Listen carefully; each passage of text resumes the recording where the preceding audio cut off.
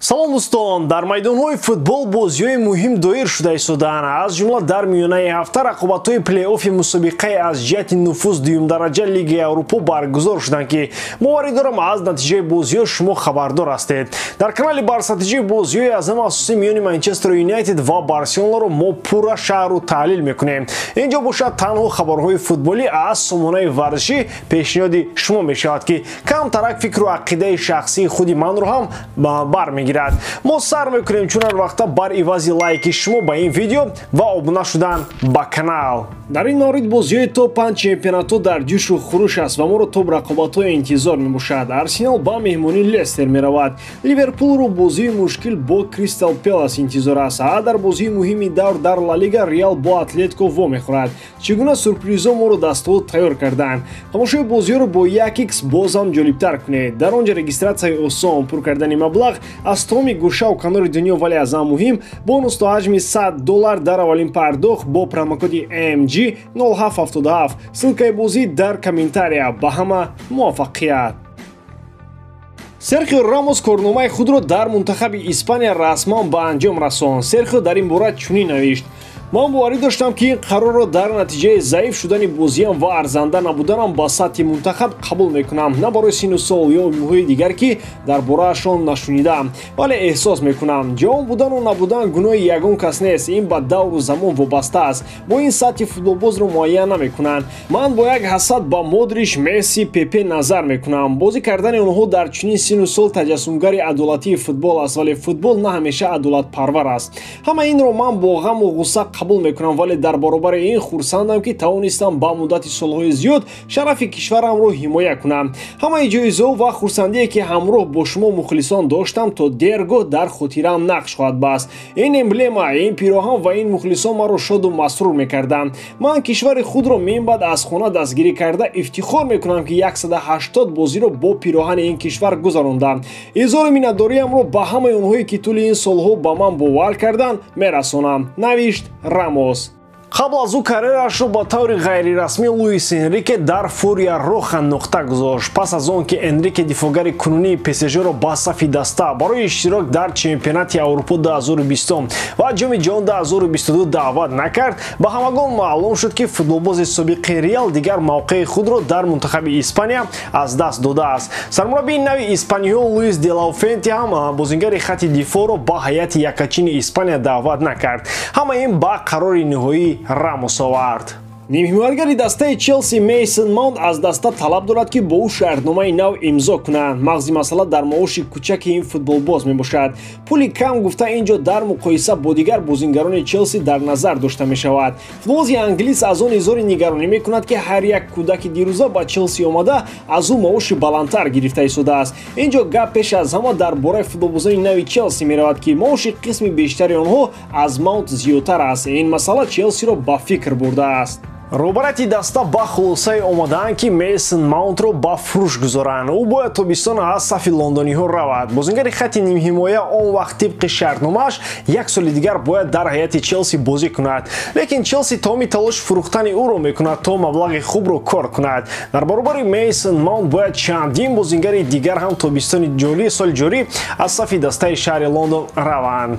агар Челси нияти фурӯхтани Маунтро карда бошад, пас футболбози дигар бошад бояд дар сафи лондониҳо нигоҳ дошта шавад. ин ҷо сухан дар бораи Нголо Канте меравад. бозингари хатти нимҳимоя дар мавсими ҷорӣ то андозае ба гӯшаи фаромӯшӣ рафтааст. ӯ осеб бардошт ва бо сабаби осебаш дар бозиҳо иштирок карда наметавонист. он замоне ки дар Челси сармураббӣ Тухел буд, гуфта мешуд ки Канте бояд аз Лондон равад, чунки мутахассиси олмонӣ ба ӯ умед набаста буд. аммо Грэм Поттер андешаи дигар дорад. мутахассиси англис мехоҳад Нголо Кантеро дар сафи аристократҳо нигоҳ дорад ва ҳамкориро бо нимҳимоятгари фаронсавӣ идома диҳад. шаҳрномаи кунунии Канте тобистони соли ҷорӣ ба анҷом мерасад. ҳар дуи ҷониб барои идомаи фаъолияти муштарак розӣ ҳастанд. ягона масъалае ки бояд ҳалли худро пайдо кунад, ин муҳлати қарордоди нави нимҳимоятгари фаронсавӣ мебошад. худи Канте розӣ аст ки фаъолияти худро то охир дар дастаи шаҳри Лондон идома диҳад, чун ба ӯ ҳама чиз дар сафи Челси писанд мебошад. рафиқон, лигаи чемпионҳо то ҳафтаи дигар дам мегирад. Ман канали Лютка Геймсро ба шумо тавсия додам ва онҳое ки маро гӯш кардан пули хуб ба даст оварданд. То 5 чемпионатҳои аврупоӣ дар ҷӯшу хуруш аст ва шумо метавонед дар канали онҳо ҳар рӯз прогнозҳои ройгон гиред. Пас онҳое ки мехоҳанд прогнозҳои олӣ гиранд ба ссилка дар описиония буда дар омада пул кор кунанд. Дастаи Реал Мадрид дар талоши он аст ки шаҳрномаро бо футболбози даста Марко Асенсио имзо кунад. Гап сари он меравад ки бозингари испанӣ тобистони соли ҷорӣ агенти озод мешавад. ӯ аз моҳи январи соли ҷорӣ ҳақ дошт то бо дастаҳои дигар дар мавриди ояндааш гуфтушунидҳо анҷом диҳад. Дар мавриди таваҷҷӯҳи дастаи Барселона акнун ҳамагон хабар доранд. Рақиби таърихии даста ва душмани ашадии Реал аз тобистони соли гузашта то ҳозир бо наздикони Асенсио ҳамеша дар тамос қарор дорад. ӯ метавонад маҳз ба ин даста равад. худи мадридиё то ҳанӯз бо футболбоз шаҳрнома имзо карда наметавонад. гапи матраҳ дар маоши футболбоз меравад. нимҳиматгари моил ба хатти ҳамла иштиҳои худро баландтар кардааст ва мехоҳад пули бештарро тибқи шаҳрномаи наваш ба даст орад. ва мо Реал Мадрид талоши онро дорад ки қарордоди нави Асенсио аз пештараш ягон фарқе надошта бошад. Асенсио бо чунин шартҳо розӣ нест ва омодаи қабули пешниҳодҳои нав мебошад. суоле ба миён меояд ки чаро Барселона ба Асенсио таваҷҷӯҳ дорад? Магар ӯ воқеан ҳам футболбози сатҳи баланд аст? тавре мо мушоҳида карда истодаем Асенсио дар 10 бозӣ як зарбаи сахт зада онро бо гол анҷом медиҳаду дигар бо ҳамон дили худро таксин медиҳад. гапи асосӣ дар агенти озод будани Асенсио бошад. Барселона дилхоҳ бозингари сатҳи миёнаро агар бепул ба даст орад дар оғӯши гарм қабул мекунад. Асенсио бо 100 миллиони харида кулан нафари дигар асту Асенсиои бепуломада таоман як чизи дигар мебошад. Асенсиои бепуломада бошад масъулияти дигар дорад. Роналдо дар Арабистони Саудӣ дар наворҳои муҳтавои гуногун ширкат карда истодааст. навори охироне ки дар он ҳамлагари португалӣ иштирок намуд пайдо шудан бо либосҳои миллии арабӣ ва шамшер мебошад. ин навори кӯтоҳи видеоӣ ба хотири таҷлили ҷашни рӯзи таъсисёбии Арабистони Саудӣ буд. видео қариб 1 дақиқа давом меёбад ва дар он на танҳо Роналдо балки ҳамаи бозингарони Ал-Наср ширкат мекунанд. сармураббии клуби арабӣ Руди Гарсиям дар он дида мешавад. лекин диққати асосӣ албатта ба Криштиано Роналдо равона аст. ӯ дар ин навор бештар аз дигарон пайдо мешавад.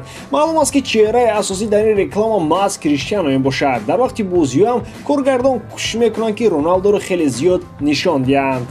мухлисоне ки таърихи телевизиони ин бозиро тамошо мекунанд Роналдоро бештар аз дигарон мебинанд. алахусус ин дар ҳамлаҳои дастаи Ал-Наср дида мешавад.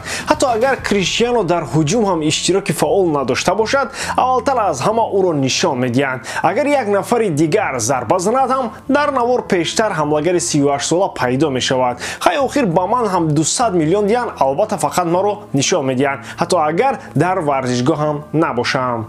با همین تمام واردم که ایجادکاری من با شما پسند میاد لایک کامنتاریا و در کانال ابنا شدن رو از یاد نبرید. با شما مثل هر وقت محمد گیروف خیر بردارون در پناه الله.